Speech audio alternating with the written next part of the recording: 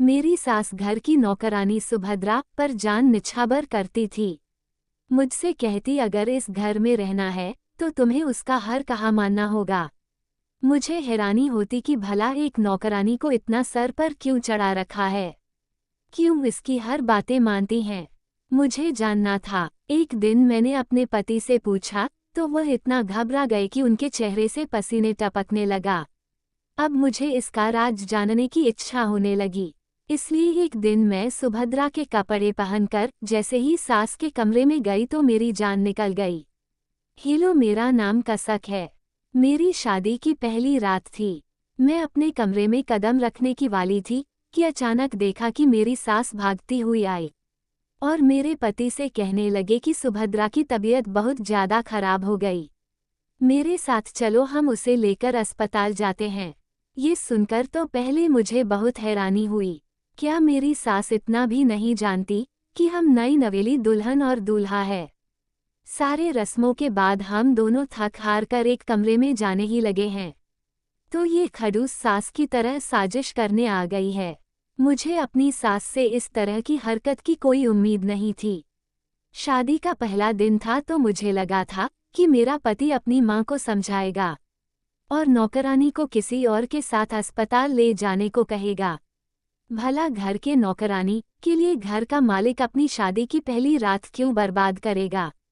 मगर इस वक्त सामने का मंजर देखकर मेरी आंखें फटी की फटी रह गई जब मेरा पति उसी वक्त भागते हुए अपनी मां के साथ चला गया। एक नौकरानी के लिए इतनी फिक्र क्यों, और जो दुल्हन बनकर खड़ी है उसका क्या। इसके बारे में सोचने की किसी ने जरूरत ही महसूस नहीं की। मैं खुद ही कमरे में चली गई और अपने पति का इंतजार करने लगी। सारी रात गुजर गई। सुबह 5 बजे के करीब वो घर वापस आया तो वह बहुत थक लग रहा था। जब मैंने पूछा इतनी देर से क्यों हो गई तो कहने लगा कि सुभद्रा को कमजोरी हो गई थी, उसे ड्रिप लगी थी, इसलिए मैं और माँ रात को उसके पास थे। दिल तो मेरा यही चाह रहा था कि इससे खूब लड़ाई करूं कि यह क्या बात हुई। एक नौकरानी कराने के लिए आप मेरे साथ ऐसा कैसे कर सकती है। लेकिन मेरा उस घर में एक ही रात हुआ था दुल्हन बने हुए, इसलिए मैंने झगड़ा करना ठीक नहीं समझा और चुप रही। जब मैंने पहली बार सुभद्रा को देखा था तो मैं चौंक कर रह गई थी। उसे देखकर कहीं से भी नहीं लगता था कि वह इस घर की नौकरानी। दिखने में भी काफी खूबसूरत है। मैं तो उसे इस घर के सदस्य समझ बैठी थी, मगर बाद में मुझे पता चला कि वो मेरे ससुराल वालों की नौकरानी है। हैरानी तो मुझे तब हुई थी जब वह मेरे लिए रिश्ता लेकर आए थे। एक नौकरानी को साथ लाने की क्या जरूरत है, वो भी इतना अच्छा तैयार करवाकर जैसे वह घर की ही हो। उस वक्त तो मैं नहीं जानती थी कि सुभद्रा उनकी नौकरानी है, लेकिन उनके जाने के बाद में जब मुझे इस बात का पता चला तो मुझे बहुत हैरानी हुई थी। तो मेरी माँ मुझे कहने लगे कि ये तो तुम्हारे ससुराल वालों का बड़प्पन है। एक नौकरानी को भी घर वालों के जैसा ही दर्जा देते हैं, वरना आजकल के जमाने में अपने नौकरों के साथ इतना अच्छा सलूक कौन करता है। मेरी माँ की बात सुनकर मैं भी बहुत खुश थी और मेरी माँ ने तो इस रिश्ते करने के लिए पक्का मन बना लिया था, क्योंकि वह बार बार यही बोले जा रही थी कि जो लोग अपनी नौकरानी के साथ इतना अच्छा बर्ताव करते हैं वो लोग अपने घर की बहू को तो सर आंखों पर बिठाकर रखेंगे। मेरी बेटी के लिए वह लोग बहुत अच्छे साबित होंगे। इसलिए माँ ने अगले ही दिन रिश्ते के लिए हाँ कर दिया। कुछ दिनों के बाद मेरी शादी की तारीख भी तय हो गई। शादी की सारी रस्में में सुभद्रा आगे ही रहती थी और घर के सारे कामों की जिम्मेदारी उसकी ही थी। हर कोई उसे ही आवाज देता था। जितनी बार भी मेरे ससुराल वालों के साथ हमारे घर आई तो उसने एक से बढ़कर एक साड़ी पहनी होती थी। कभी कभी तो मुझे उसकी किस्मत पर जलन होती थी कि किस्मत हो तो ऐसी। मैं तो कभी सोच भी नहीं सकती थी कि एक नौकरानी की इतनी अहमियत होगी। दिन ब दिन मेरी सास का रवैया मेरे लिए खराब होता जा रहा था और मेरी सास कहती थी कि यह अपनी मर्जी से इस घर की नौकरानी बनी है। हमने इसे नहीं कहा था, इसलिए तुम्हारा फर्ज है कि तुम इसकी सेवा किया करो। ये सुनकर तो मुझे बहुत गुस्सा आता था कि मैं क्यों उसके आगे पीछे फिरूं और उसकी सेवा करूं। मेरी लगती ही क्या है, मगर ना जाने मेरे सास को मुझसे क्या दुश्मनी थी कि मुझे उसके सामने जलील करने में कोई कसर नहीं छोड़ी थी। मुझसे कहती थी कि अगर तुम्हें इस घर में रहना है तो तुम्हें सुभद्रा के काम करने ही होंगे, इसकी सेवा करनी ही होगी। सुभद्रा बहुत ज्यादा ही चालाक लड़की थी। वह मेरे सास के सामने तो बेचारी बन जाती थी कि नहीं आप भाभी को ऐसा वैसा कुछ भी मत कहे, मगर मेरे सामने तो मुस्कुराती रहती जैसे मेरी हालत से बहुत खुश महसूस हो रही हो। सास और ससुराल वालों पर बहुत गुस्सा आता था कि आखिर उन्होंने इस लड़की को इतना सर पर क्यों चढ़ा रखा है। अगर यह अपनी मर्जी से इस घर की नौकरानी बनी हुई है तो इसमें कौन सी बड़ी बात है। वहां पर रहती है और खाती पीती है, कैसे ये लोग एक नौकरानी और बहू को एक ही बराबर मान सकते हैं। मैंने सोच लिया था कि मैं अपने पति से इस बारे में बात करके रहूंगी। शायद उन्हें इस घर के माहौल के बारे में कुछ भी पता नहीं था। जब मैंने अपने पति से बात की तो मेरी बात सुनकर ही घबरा गए और कहने लगे कि तुम सुभद्रा के किसी मामले में भी ना बोला करो, वह बेचारी सारे घर के काम करती हैं, तो अगर तुम उसके काम कर दिया करोगी तो कौन सी बड़ी बात हो जाएगी। जो हम लोग जानते हैं वो तुम नहीं जानती, इसलिए बेहतर है कि माँ जो कहती है वह कर दिया करो। उनकी बात सुनकर मैं गुस्से से कमरे से बाहर आ गई। सुभद्रा दरवाजे के आगे थी। ऐसा लग रहा था कि हमारे अंदर होने वाली आम सी बात को सुन चुकी है, क्योंकि उसके चेहरे पर एक मुस्कुराहट थी। वह जैसे मुझे चैलेंज कर रही हो कि तुम मुझे घर से निकाल कर दिखाओ। ऐसा क्या है जो मुझे नहीं मालूम और सब घर वाले जानते हैं। आखिर सुभद्रा ने ऐसा भी क्या किया है कि यह सब लोग उसके गुलाम बन चुके हैं। जैसा वह कहती थी सब घर वाले वैसा ही करते थे। मुझे खुद ही पता करना पड़ेगा कि आखिर इन सब के पीछे की वजह क्या है। मेरे पति अपने घर में सबसे बड़े बेटे थे। इनसे छोटे 2 बेटे और 1 बेटी थी। मेरा एक देवर कॉलेज के आखिरी साल में है।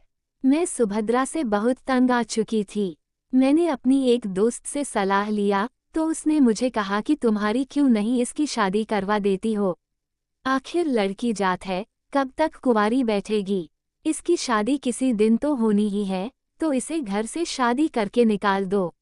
मुझे ये सलाह बहुत पसंद आई और मैंने सोच लिया कि अब मैं ऐसा ही करूंगी। मैंने 2-4 अच्छे रिश्ते अपने सास के सामने पेश किया कि हम सुभद्रा की शादी किसी अच्छे लड़के से करवा देते हैं, मगर वह तो मेरी बात सुनते ही चढ़ गई। कहने लगी कि तुम तो चाहती हो कि यह घर से चली जाए। मैं तो कभी भी इतनी जल्दी इसकी शादी नहीं करूंगी।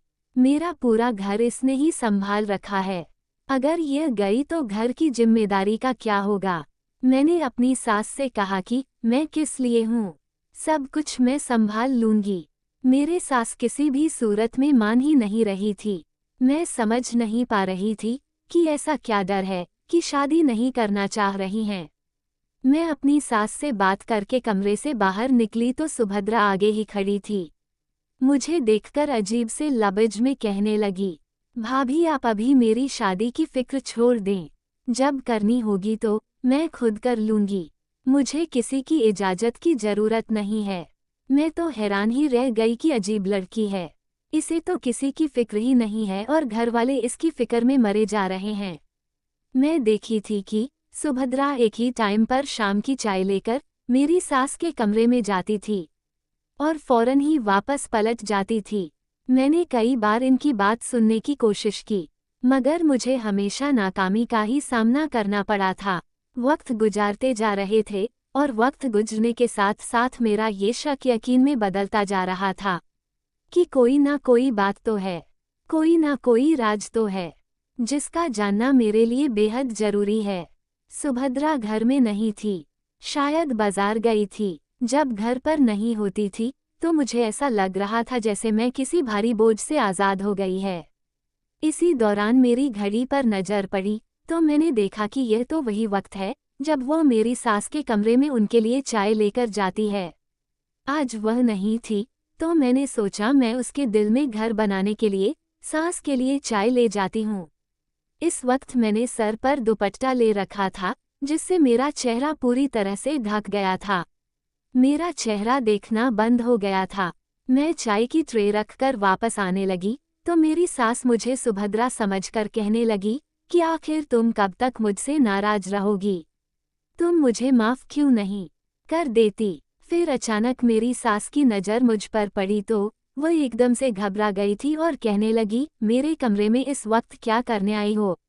मैं चुपचाप वापस चली आई और सोचने लगी कि सास किस बात की माफ़ी मांग रही थी। कुछ दिन बाद की बात थी कि मैं अपने एक दोस्त से मिलने उसके घर गई थी और वापसी पर मैंने सुभद्रा को देखा, एक बूढ़ी औरत के साथ खड़ी होकर कुछ फल खरीद रही थी।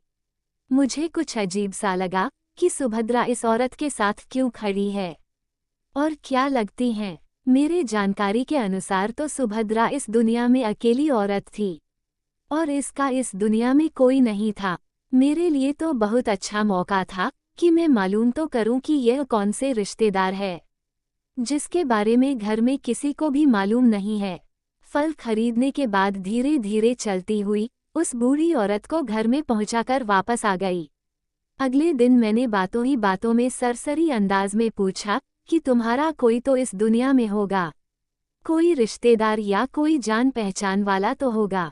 वह एकदम से शक भरी नज़रों से मुझे देखा और ना में सर हिलाया। नहीं, मेरा इस दुनिया में कोई नहीं है।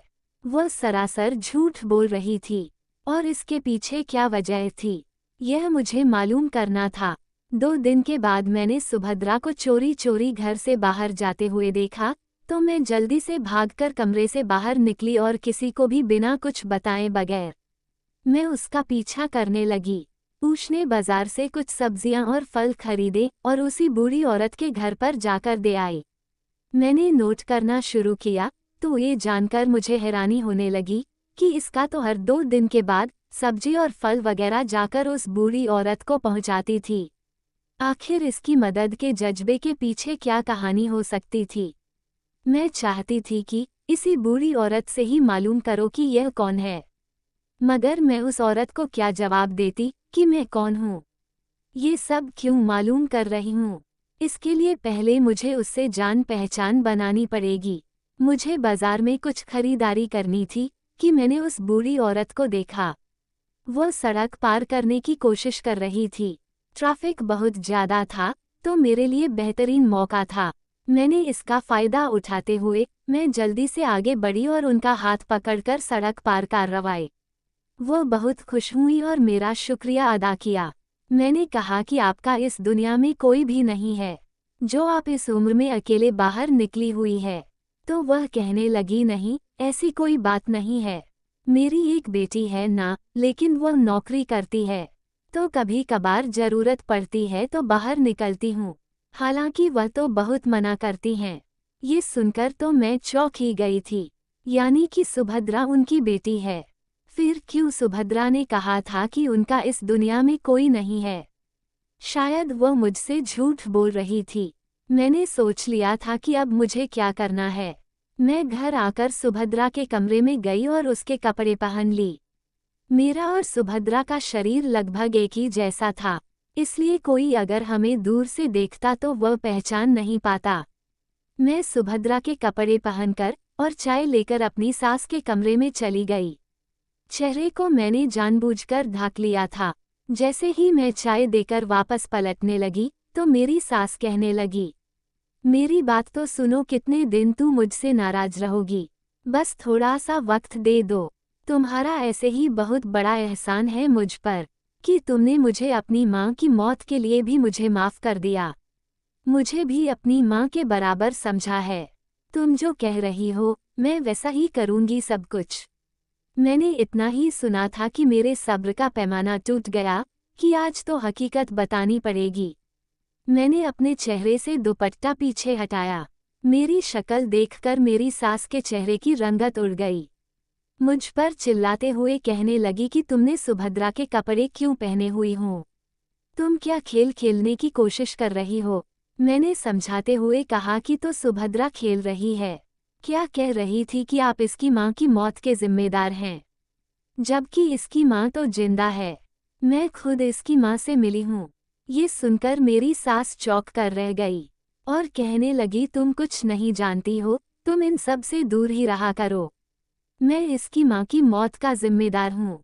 मेरी वजह से वह बेचारी इस दुनिया से चली गई। मैं अंदर ही अंदर मर रही हूँ। अब अगर इसने अपनी माँ की मौत के लिए मुझे माफ कर ही दिया है, तो तुम हमारे बीच क्यों पड़ रही हो? अब मेरी सास की हालत खराब होने लगी। मैं घबराने लगी कि कहीं इन्हें कुछ हो ना जाए। इतने में मेरे पति भी आ गए और वह मुझ पर गुस्सा होने लगे कि तुमने माँ को ऐसा क्या बोल दिया कि वह बेहोश हो गई। इतने में सुभद्रा भी आ गई। मैंने अपनी सास को होश में लाते हुए कहा कि आज तो सब सच का खुलासा हो ही जाएगा। मेरी सास होश में आई तो मैंने कहा, आधे सच का खुलासा तो हो चुका है, बाकी की कहानी मुझे आप बताएं कि आप सुभद्रा की माँ की मौत के जिम्मेदार कैसे हैं। सभी लोग मेरे सवाल से परेशान हो गए। शायद वह नहीं चाहते थे कि मुझे पता चले। मेरी सास कहने लगी कि सुभद्रा की माँ कमला मेरे घर पर काम करती थीं और यह भी बचपन से ही मेरे घर में काम करती है। 2 साल पहले की बात है, जब इसकी माँ कमला ने मेरी सोने का लॉकेट चोरी किया। मुझे उम्मीद नहीं थी, मैं जिस पर इतना भरोसा करती हूँ मेरे साथ ऐसा करेगी। इसलिए मैंने इसकी माँ को जोर से थप्पड़ मारा और पीछे को धक्का दिया। उस वक्त हम छत पर थे। मेरा इरादा हरगिज उन्हें कोई नुकसान पहुंचाने का नहीं था, मगर गुस्से में मेरे दिए गए धक्के की वजह से इसकी माँ नीचे गिर गई और उसकी मौत हो गई। सुभद्रा ने हमें अपनी माँ के अंतिम संस्कार में भी आने नहीं दिया। मेरा दिल अंदर ही अंदर कचोट रहा था कि मैंने एक मासूम की जान ले ली। इसलिए मेरे माफ़ी मांगने पर ये दोबारा से हमारे घर आकर काम करने लगी, क्योंकि यह भी जानती थी कि मैंने जानबूझकर इसकी माँ को चोट नहीं पहुंचाई। बस तब से ही हम इसका बहुत ख्याल रखते हैं और इसकी जो भी ख्वाहिश होती है उसे पूरा करना अपना फर्ज समझते और अपनी माँ की मौत का जिम्मेदार ना माने। अभी कुछ दिन पहले ही मुझसे कहा कि मैं इसे अपनी छोटी बहू बना लूँ, तो मैंने इस बारे में सोचने के लिए उस वक्त मांगा। बस इसीलिए यह मुझसे नाराज थी। मैंने सुभद्रा की तरफ देखते हुए कहा, क्या तुमने नहीं बताया कि उसे हादसे में तुम्हारी माँ की मौत नहीं हुई, बल्कि वह बच गई थी? मेरी इस बात पर तो जैसे सब कुछ साफ हो गया। कमरे में सन्नाटा था। सबने हैरानी से सुभद्रा की तरफ देखा।